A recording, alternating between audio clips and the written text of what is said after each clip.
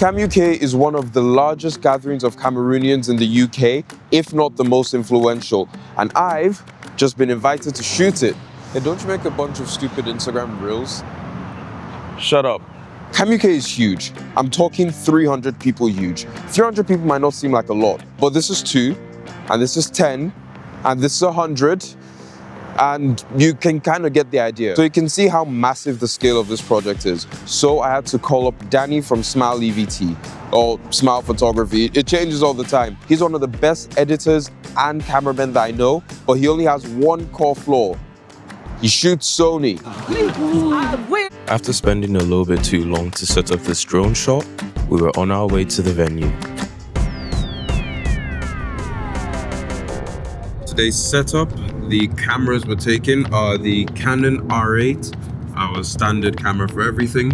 We've got on a 70 to 300mm because it's a sports shoot at the start, so that's already on the camera. That will give us some good range. And for close-ups, if anyone decides to walk up to me, we have the Nikon D3300, also known as the bin camera, with the legendary 18 to 35mm from Sigma. That will give us a good amount of range for like group photos, so we get wide and regular. Because it's APS-C, that 35mm will give us a 50mm equivalent. We also have a Tamron 28 to 70 f2.8. That's for later on in the ballroom section. Mostly just because it'll be good for low light, so I have no problems with that. Solid lens, good workhorse lens. After a quick drive, we arrived at the venue. It was amazing. I walked in carrying 2 cameras and then forgot to unclip them. Danny got a chance to speak some Cameroonian. The Action 4 really let me down, but the Flip saved the day with all these BTS shots. It's absolutely amazing what this little sensor can do in a drone.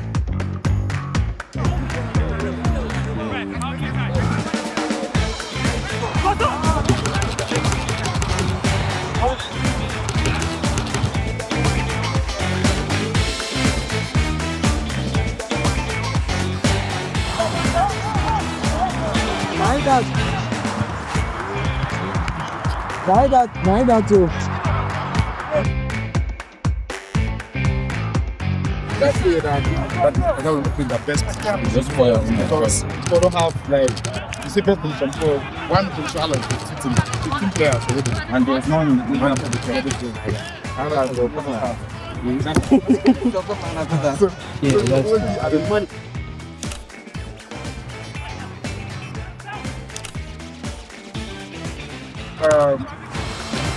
Let me say, you can play 4 or 5 flags. I want to know this. They are not here already.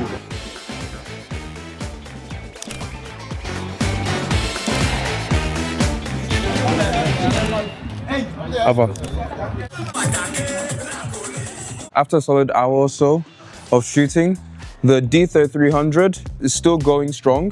DSLR batteries just last forever, but I did fill up an entire car. Been swapping back between the 24 to 70 and the 70 to 300. Really impressed by this lens. I might do a review on it in the future. It's old, but it still does the job like very well. We are exhausted, but we have captured most of what the event looks like. So we've got a good nail on the vibe. We're gonna wait for the food to start coming out, and then we're gonna get people's reactions to that. See you guys later on.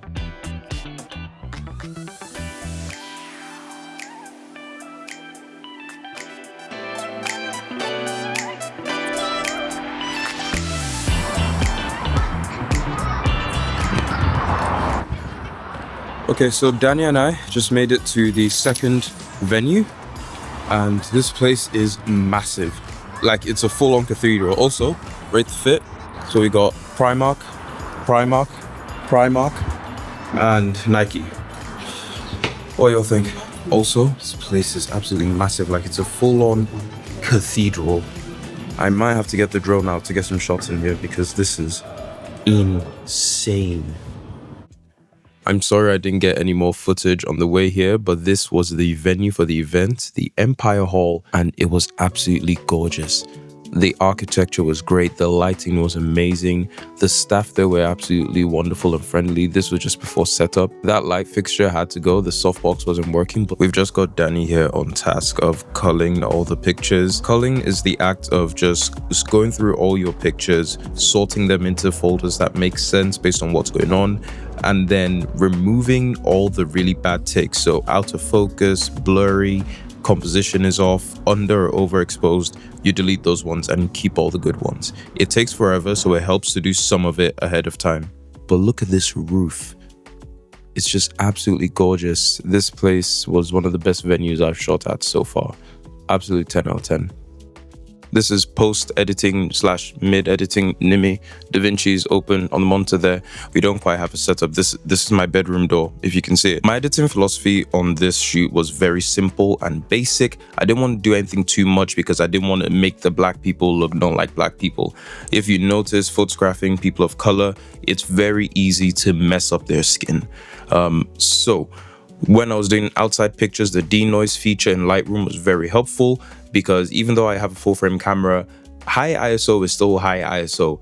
No matter what you do, in some situations, it's just going to be what it is. For the outdoor shots, for the Nikon, they really didn't need much retouching. That's why I still keep the Nikon around. The skin tones and colors look very great, so I just kept that as it is. I converted the RAWs, switched the profile from Adobe sRGB to camera portrait. I used the full body enhance feature from Propack 4. Jared Poland, please adopt me. After using the full body enhance, I know I could do it the right way by just masking skin and going through all the sliders, but it's just easier when you have a preset, because it saves you a lot of time, especially when people want 4,000 pictures edited in the span of 5 days. After that, did some slight retouching. The automatic exposure tool was rarely used. I used it for some challenging shots just to get a starting point to see what I had to work with, and then obviously went back and manually adjusted the exposure, shadows, blacks, whites, highlights. Yeah, just exported it full quality and make sure I kept all the camera information in there. That way, when people get sent the JPEGs and they swipe up on their iPhone or their Samsung, it actually shows your information there, so that way they know who took the picture and they can contact you and they can find your Instagram. Bit of marketing after the marketing. For the sports shots, those were very simple too. I just kept it very basic. Simple exposure adjustment, bring down the highlights so that you can see the blue in the skies, because it was a really blue sky day. I did some tweaking with some of the presets in Propack 4 because I liked how they looked. The wet hot American summer sunburnt preset looked very nice. The clients weren't too happy about that, so I just put it on like 1 or 2 and I kept those for myself. But yeah, what do you guys think about this? Should I look towards like getting an actual studio, or is the bedroom feel good enough? You guys don't even know what I'm wearing right now. You're gonna see the top half of my body. I could be wearing boxers, shorts, nothing at all, and a jacket. Why am I wearing a jacket in my own bedroom? Who knows? This is YouTube, and this is me completely forgetting that I actually need to do an outro for these videos. So thank you all for watching. Shout out to CAMUK. Shout out to everyone who showed up. Shout out to Smiley VT for putting me onto this event. Everyone in this video, you guys are absolutely amazing. All the photos shown in here are property of CAMUK. They were shot by me, edited by me, but it's theirs as it's been released in copyright and also by the contract that we signed. Thank you guys so much for watching. Hopefully there'll be more videos like these in the future, and if you have an event and you want it recorded or photographed or documented, just let me know. Just reach out. There's comments. My website is linked in the bio. My Instagram's in the bio. Just reach out to me and I'm very sure we can make something happen. But anyways, see you guys. Peace.